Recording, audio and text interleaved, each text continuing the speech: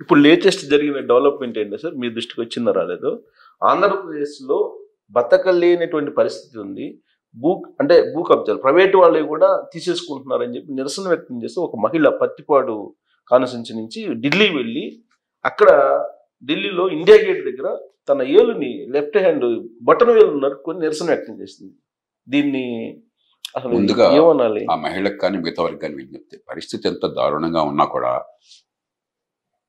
ఆత్మహింసకు పాల్పడటం లేకపోతే ఆత్మహత్యలకు పాల్పడడం అది పరిష్కారం కాదు. ముందు మనం ప్రజాస్వామ్యంలో సంఘటితంగా పరిజ్ఞానంతో గొంతు విప్పటం తప్ప, రాజ్యాంగబద్ధమైన పద్ధతుల్లో ప్రజల చైతన్యాన్ని పెంచడం తప్ప, మనకి ఎంత ఆక్రోశం ఉన్నా కూడా నా వేలు నరుక్కుంటాను, నా మెడ నరుక్కుంటాను, నేను ఆత్మహత్య చేసుకుంటాను దాన్ని నేను ఎప్పుడు సమర్థించాను. ముందు అసలు చాలా క్లారిటీ ఉండాలి మనకి. ఈ పార్టీ ఆ పార్టీ ఎవరైనా ఆ మనిషిలో ఉన్న ఆక్రోశాన్ని నేను అర్థం చేసుకోగలను, ఆవేదన అర్థం చేసుకోగలను. కానీ తల్లి, ఇది పరిష్కారం కాదు. మిమ్మల్ని మీరు హింసించుకుంటే, మీ వేళ్ళు నరుక్కుంటే అది పరిష్కారం కాదు. కాబట్టి ముందు ఈ ఇమోషన్, ఈ ఉన్మాదభరితమైనటువంటి ఉద్వేగం నుంచి బయటపడి కొంచెం హేతుబద్ధంగా ఆలోచించే వ్యవస్థ కావాలి. ఇక రెండు, ఈ పరిస్థితి ఎందుకు వచ్చింది? చట్టబద్ధ పాలన అనేది లేకుండా పోయింది. రాజ్యాంగంలోనూ కాగితం మీద చట్టం ప్రకారం అన్ని జరగాలి. చట్టబద్ధ పాలన అంటే ఏంటి? అన్ని చట్టం ప్రకారమే జరుగుతాయి. చట్టం అందరికంటే పైన ఉంటుంది. రాష్ట్రపతి కన్నా, ప్రధానమంత్రి కన్నా, ముఖ్యమంత్రి కన్నా, మోతుబరి కన్నా, డబ్బున్నవాడి కన్నా, లేకపోతే పెద్ద పదవున్నవాడి కన్నా చట్టం పెద్దది. చట్టం అందరికీ సమానంగా వర్తిస్తుంది. చట్టం సమర్థంగా, వేగంగా, నిష్పాక్షికంగా, న్యాయంగా మీకు పరిష్కారం చేస్తుంది, సమస్యను న్యాయాన్ని అందిస్తుంది. ఇవేమీ జరగట్లే ఈ దేశం. నేను పరిపాలనా సంస్థల సంఘంలో సభ్యుడిగా ఈ అంశం మీద పెద్ద నివేదిక రాశాను. కోవిడ్ పీక్లో ఉండగా 9 రోజుల పాటు నేను జాతీయ స్థాయిలో ఆన్లైన్ కాన్ఫరెన్స్ పెట్టాను చట్టబద్ధ పాలన మీద. చాలా సమగ్రమైన అధ్యయనాలు చేశాం. ఏం జరగాలో చాలా స్పష్టత ఉంది. ఒక్కరూ జరగదు. కాబట్టి రెండు విషయాలు. మొదటిది, ఏ పార్టీ అధికారంలో ఉన్నా కూడా చట్టబద్ధ పాలన సరిగ్గా లేదు ఈ దేశంలో. ఈ పార్టీ ఆ పార్టీ పక్కన పెట్టండి. చట్టం ఉన్నవాడికి చుట్టమైంది, బడితున్నవాడిదే బర్రె అయింది. ఎవరైనా తగాదాలు వస్తే మన దేశంలో కోర్టుకు వెళ్ళి నేను న్యాయం తేల్చుకుంటాననే పరిస్థితి ఎంతమందికి ఉంది? 100కి 90 మంది అన్యాయాన్ని దిగమింగుకుంటున్నారు కన్నీళ్లతో. లేదంటే కాస్త డబ్బు ఉన్నవాడి దగ్గరకో, అధికారం ఉన్నవాడికో, పోలీసు అధికారికో, రాజకీయంలో పదవి ఉన్నవాడికో, లేకపోతే గోండాకో మొరపెట్టుకుని లేకపోతే డబ్బులు ఇచ్చి ఏదో రకంగా సెటిల్ అయ్యే పరిశ్రమలు చేస్తున్నారు. కాబట్టి ముందు ఈ దేశంలో రాజకీయ పార్టీలందరూ కూడా మీరు అధికారంలో ఉంటే ఒక మాట, ప్రతిపక్షంలో ఉంటే మరో మాట కాకుండా, ఎల్లకాలం అధికారంలో వాళ్ళని తిట్టడం కాకుండా, ఈ తప్పులు జరగకుండా మేమేం చేస్తాం? 1, 2, 3, 4 పద్ధతులు ఉన్నాయి. పోలీసుల్లో, ప్రాసిక్యూషన్లో, లేకపోతే ఫారెన్సిక్స్లో, ప్రొసీజర్స్లో, క్రిమినల్ కానీ సివిల్ కానీ ప్రొసీజర్స్లో, కోర్టులో చాలా మార్పులు కావాలి. కానీ ఈలోగా ఏమవుతుందంటే చట్టబద్ధ పాలన లేని సమాజంలో కూడా కొందరు మరీ బరి తెగించి, అంతగా చట్టం సరిగ్గా పనిచేయని దేశంలో కూడా కొంత మర్యాదలు, కొన్ని మన్ననలు, మరీ ఇంత గీత దాటితే మరీ బాగుండదు అని ఒక బిడియం ఉన్నది. ఆ బిడియం నశించిపోయి నిస్సిగ్గుగా గోండా మాదిరిగా వ్యవహరించే రాజకీయం నడుస్తున్నప్పుడు మరీ ఈ పాకాన పడుతుంది ముదిరి. తొండ ముదిరి ఊసవెళ్ళందంటారు. ఆ పరిస్థితి వస్తుంది. కాబట్టే ఆంధ్రప్రదేశ్లో ఒక పక్క సంపద సృష్టి కోసం ఓటు వేయాలి. ఉపాధి కల్పన, సంపద సృష్టి, మన బతుకులు బాగుపడడం, ఊరికే పంపిణీ మాత్రమే కాకుండా, మరో పక్కన ఒక్కరోజున చట్టబద్ధ పాలన అద్భుతంగా రాకపోయినా కూడా మరి అడ్డగోలుగా గీత దాటి ఏ హద్దు లేకుండా, చట్టం అనేదే లేకుండా ఒక నేర సమానమైన రాజకీయం నడుస్తున్న పరిస్థితి నుంచి బయటపడేందుకు మనందరం కూడా గొంతు విప్పాలి. భయానకమైనటువంటి వాతావరణం అక్కడ ఉంది అని చెప్పి నాకు స్వయంగా కొంతమంది చెప్పినటువంటి మాట. సరే, అక్కడ ఉందా లేదా తర్వాత సంగతి. అయితే రాబోయేటువంటి రోజుల్లో ఒరిజినల్ డాక్యుమెంట్స్ తీసుకోబోతున్నారు, ప్రాపర్టీస్ సంబంధించి ఇళ్ళవి కానీ పొలాలు కానీ, అవి తీసుకొని ఏం చేస్తారు అనేటువంటి భయం ఉంది అని చెప్పి అంటున్నారు సార్. అలాంటిది ఉంటుందా? చట్టబద్ధత నాకు వివరాలు తెలియదు ఏం జరుగుతుందని చెప్పిన కాబట్టి నేను ఎక్కువగా దాని గురించి మాట్లాడలేను. కానీ భయపడకండి. ఈ దేశంలో రాష్ట్ర ప్రభుత్వం ఒక్కటే కాదు, రాష్ట్ర ప్రభుత్వంలో కూడా నిజాయితీ పరులైన పాలనా యంత్రాంగం ఉన్నది. అందరూ దుర్మార్గులు కాదు. ఎలాంటి పరిపాలన ఏ ప్రభుత్వం కూడా అందరినీ శాసించలేదు. రెండోది, ఆ పైన రాజ్యాంగాన్ని కాపాడే సంస్థలు ఉన్నాయి. భయపడకండి. 3 ఎన్నికలు ఉన్నాయి. అట్లా కాబట్టి ఇవాళ తప్పులు జరిగితే తప్పులను సవరించే అవకాశం మళ్ళీ చట్టం రూపంలో ఇంకో ప్రభుత్వానికి వస్తుంది. ఎన్నికల ఉద్దేశం అదే. ఒక నియంతృత్వ రాజ్యానికి, రాచరికానికి, ప్రజాస్వామ్యానికి తేడా ఏంటంటే పొరపాటు నిర్ణయాలు చేసిన, తప్పు చట్టాలు చేసిన, ప్రజలకు అన్యాయం తలపెట్టిన దాన్ని సవరించే పరిష్కారం అన్నది. ఎమర్జెన్సీలో చాలామంది అన్యాయం జరిగిందని ఆక్రోశించారు. మరి అంత పెద్ద ప్రభుత్వం తప్పని ఒక ఎలక్షన్లో కూలిపోయింది. అంచేత భయపడద్దు. ప్రజాస్వామ్యం అంటే అర్థమైంది. సంఘటితంగా పరిజ్ఞానంతో మనం గొంతు విప్పాలి.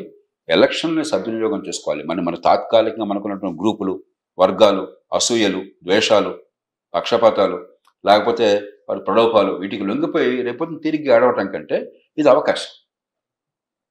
దీన్ని ఉపయోగించుకోండి, భయపడబోకండి, ఓటు వేయండి. ఈ భూముల లావాదేవీల విషయంలో కనుక పొరపాటు ఉంటే, అన్ని పొరపాట్లు కాకపోవచ్చు, అపోహలు కూడా ఎక్కువ ఉంటాయి. నిజంగా పొరపాట్లు ఉంటే మనం సమగ్రంగా పరిశీలిద్దాం. ప్రభుత్వాలు, పార్టీలతో పాటు పౌర సమాజ సంస్థలు, లోక్సత్తాలను కూడా గట్టిగా పట్టించుకుని నిజాయితీగా పరిశీలిద్దాం. నిజంగా పొరపాటు ఉంటే సవరించేందుకు నిర్మాణాత్మకంగా పరిష్కారాలు చూపెడదాం. గట్టిగా ఒత్తిడి తీసుకొచ్చి ఆ మార్పులు తీసుకొద్దాం. అంతేగాని ఎవ్వరు, బ్రిటిష్ వాడు కూడా మీ ఆస్తుల్ని పోగొట్ల, ఏం కాదు.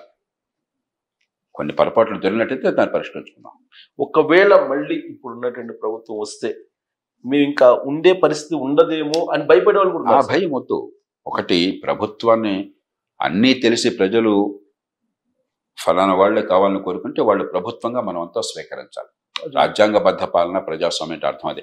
నాకు నచ్చినోడు వస్తే వాళ్ళని ప్రభుత్వంగా ఒప్పుకుంటాను, లేకపోతే ప్రభుత్వం ఒప్పుకోమంటే అది ప్రజాస్వామ్యం కాదు, అరాచకత్వం అవుతుంది. అంటే రెండు ఏ ప్రభుత్వం వచ్చినా కూడా పొరపాట్లు జరిగితే దాన్ని ఎదుర్కోవడానికి చాలా మార్గాలు ఉన్నాయి. చట్టబద్ధమైన రాజ్యాంగబద్ధ మార్గాలు ఉన్నాయి, సంస్థలు ఉన్నాయి. ఎవరు సర్వాధికారి కాదు, ఎవరు నియంత కాదు, ఎవరు రాజులు కాదు, చక్రవర్తులు కాదు. ఇప్పుడు ఆల్రెడీ పేదలకు ఇచ్చినటువంటి 20 లక్షల ఇళ్ళు ఉన్నాయి సార్ సుమారుగా. వాటికి రిజిస్ట్రేషన్ చేసి కాలనీలు, జగనన్న కాలనీలు ఏదో పేరు పెట్టారు. వాటికి రిజిస్ట్రేషన్ చేసి పత్రాలు ఇచ్చారు. వీళ్ళు పోయి బ్యాంకులకు వెళ్తే దాని మీద జగన్మోహన్ రెడ్డి బొమ్మ లేదంటే నవరత్నాల బొమ్మ ఉన్నాయి, మేము యాక్సెప్ట్ చేయము, ఆర్బీఐ నామ్స్ ఒప్పుకోవని అంటున్నారు. నాకు విషయం తెలియదు, కానీ ఇలాంటి ప్రచారం వెగటికలిగే ప్రచారం ఎవరు చేసినప్పుడు అందరూ చేస్తున్నారు. ఎవరు చేసినా కూడా ఇది మరీ కొంచెం ఆంధ్రప్రదేశ్లో స్థుతిమించినట్టు ఉంది. నేను వెంటనే జనన సర్టిఫికేట్ మీద కూడా పెట్టారు. నిజం సార్, మరణ సర్టిఫికేట్ కూడా పెట్టారంటున్నారు. నిజం కాదు నాకు తెలియదు. లేదు నిజం. నేను అంటే మాకు ఇచ్చినటువంటి పట్టాలు, మాకు ఆ ల్యాండ్స్ ఉన్నాయి, మాకు ఇచ్చిన దాంట్లో తన బొమ్మలు ఈ శాశ్వత రికార్డుల్లో వీళ్ళు ముఖ్యమంత్రులు గారు పెట్టుకోవడం చాలా ఒక చౌకబారు సంస్కృతి, ఒక లేఖీ సంస్కృతి. ఇది సరైనది కాదు. అందుకే చెప్పారు మీకు, నవీన్ పట్నాయక్ గారి బొమ్మ ఎక్కడ కనిపించదా? వాళ్ళు ఇవేమీ చేయటం లేదే. ఈ చేయకపోతే వాళ్ళకి ప్రజలు ఆదరణ లేకుండా లేదు, చరిత్రను మారుస్తున్నారే వాళ్ళ రాష్ట్ర భవిష్యత్తునే నిర్దేశించుకుని గొప్ప మార్గాన్ని తీసుకెడుతున్నారు. మనకు ఇంగిత జ్ఞానం ఉండాలి. కాబట్టి మరి సుప్రీంకోర్టు ఏదో ఆదేశాలు ఇచ్చింది గతంలో, ఈ ఫోటోలు వేసుకోవడానికి వీల్లేదు. ఒక ప్రధానమంత్రి, ప్రధాన న్యాయమూర్తిని పెట్టారో దేవుడికరుగా, అది కూడా అర్థం లేదు. ప్రతి సంస్థ కూడా కొంచెం గీత దాటుతుంది కాబట్టి సమస్యలు వచ్చినాయి. కానీ ఆ తీర్పు పట్లనే ఉంది, జరుగుతూనే ఉంది.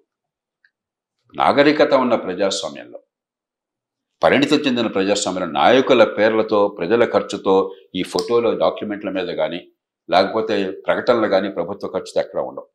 ప్రజలకు ప్రకటన కావాలంటే ఏదైనా చెప్పాల్సిన అంశం కోసం, విషయం తెలియజేయడం కోసం ప్రకటన ఉంటుంది. కానీ జో బైడెన్ మొహాన్నో లేకపోతే రిషి సౌనక్ మొహాన్నో చూపెట్టి ప్రచారం టీవీల్లో కానీ, పత్రికల్లో కానీ, అధికార పత్రాల్లో కానీ ఎక్కడ ఉండదు. అది నాగరికమైన ప్రజాస్వామ్యం. సరే, చిత్రం ఏంటంటే రీసర్వే చేసి మా భూముల్లోనే, వేరే వాళ్ళది కాదు, ఆ రీసర్వే స్టోన్ మీద ఎవరైతే ముఖ్యమంత్రి ఉన్నారో ఆయన బొమ్మ వేస్తే యాక్సెప్ట్ చేసే వాళ్ళు ఉన్నారని అంటే దాన్ని ఎలా తీసుకోవాలి? ఇప్పుడు ప్రజాస్వామ్యం నలుపు తెలుపు కాదు. ప్రజాస్వామ్యం చాలా గ్రే. ప్రజాస్వామ్యం అంటే అర్థం కాక కేవలం ఓట్ వేయటము, అరవటము, రస్తారోకి వచ్చేయటం ప్రజాస్వామ్యంగా భావించి వాళ్ళు ఇంకా ఉన్నారు ఈ సమాజం. కులం, వర్గం, దానికి అతీతంగా ఆలోచించే శక్తి లేని వాళ్ళు ఇంకా ఉన్నారు ఈ సమాజంలో. అదే సమయంలో లోతుగా ఆలోచించే వాళ్ళు ఈ సమాజంలో ఉన్నారు. దీర్ఘకాల దృష్టి ఆలోచించే వాళ్ళు ఈ సమాజంలో ఉన్నారు. అందుకని ఈ సంఖ్య పెరగాలి కాలక్రమేణా. ఇది నా పిల్లల జీవితాలను గురించి, ఇది కులం కాదు, ఇది వర్గం కాదు, నేను వాడికి కట్టు బానిసని కాదు, వాడు నాకు దొర కాదు, నేను వాడికి బానిసని కాదన్న భావం అత్యధికుల్లో వస్తే అప్పుడు సమస్య ఉండదు. కొన్ని కోట్ల మంది ఉన్నప్పుడు అందరూ ఒకే రకమైన పరిణతితో ఉండరు. దానికి మనం బెంబేలెత్తకూడదు. ఆ వాళ్ళలో నెమ్మదిగా అనునయంగా తిట్టకుండా వాళ్ళని ఏదో శత్రువులుగా మార్చకుండా ఆలోచింపజేస్తారు. నీ పిల్లల బతుకు కోసం ఆలోచించాలని అర్థమైనట్టయితే, ఆ పిల్లల బతుక్కి చేసే నిర్ణయాలకు మధ్య సంబంధం అర్థమైతే ఖచ్చితంగా 199 మంది విజ్ఞతతో కొట్టేస్తారు. నా పిల్లల్నే పట్టు పెట్టుకోవాలని అనుకున్న వాళ్ళు ఒక 100కి పరమ రాక్షసులు ఉండొచ్చు. కానీ 199 మంది ఏ కులమైనా ఏ వర్గ హంతకులు కూడా నా పిల్లలు బాగుపడొద్దు అని కోరుకునే హంతకులు నువ్వు చూశారు ఎప్పుడు? ఉండరు. కాబట్టి అది ఉన్నంత వరకు మానవ సమాజానికి రక్షణ ఉంది. అది అర్థమైతే వాళ్ళకి ఈ ఓటు వల్ల రాజకీయం వల్ల నా పిల్లల భవిష్యత్తు అనే అర్థమైతే అత్యధికులు ఎప్పుడు కూడా మంచి మార్గాన్ని వెళ్తారు. సార్ మీ పార్టిసిపేషన్ ఉంటుందా సార్ ఇలా అవేర్నెస్ కల్పించేటువంటి? ఇప్పుడు ఇదంతా అదేగా. ఇది అది కాకుండా ఫీల్డ్లో ఇప్పుడు ఆధునిక యుగంలో పూర్వంలాగా మనం ఇప్పుడు ఫీల్డ్లో జరిగేది ఏంటి? వాళ్ళని ఫ్రాంక్గా మాట్లాడుకుందాం. ఈ పార్టీ ఆయన వచ్చి 1,00,000 మందితో సభ పెడతాడు. 1,00,000 మంది అంటే 1,00,000 × 1000 లేక 2,000. డెఫినెట్గా తెలుసు కదా జరుగుతుందంటే. ఒక 50 కోట్లు ఖర్చు పెట్టుకుంటే 100 కోట్లు పెట్టుకుంటే 1,00,000 మంది సభ సాధ్యం కాదు. మండుటెండలో వాళ్ళని తీసుకురావటం, మీరు మాట్లాడే ముందు వాళ్ళు తిరిగి వెళ్ళిపోవటం. ఈ సభ అంతా కూడా టీవీ కెమెరాల్లో ఒక నిమిషం చూపించడం కోసం, పత్రికల్లో హెడ్లైన్ రావడం కోసం తప్పితే ప్రజలకు సందేశం వెళ్ళడం కోసం కాదు. కాబట్టి ఖచ్చితంగా అవసరమైనప్పుడు ప్రజల దగ్గరికి వెళ్ళాలి. నేను 30 ఏళ్ళ నుంచి నేను చేసింది అదే. మరి టెక్నాలజీ ఉపయోగించుకుని ప్రజల్ని హింసించకుండా, మనం ఏదో తోలుకొచ్చే వాళ్ళలాగా మార్చకుండా, అవమానించకుండా సందేశం వెళ్ళాలి. కాబట్టి ఏ రూపంలో వస్తే ఆ రూపంలో చూద్దాం. పెద్ద ముఖ్యం కాదు.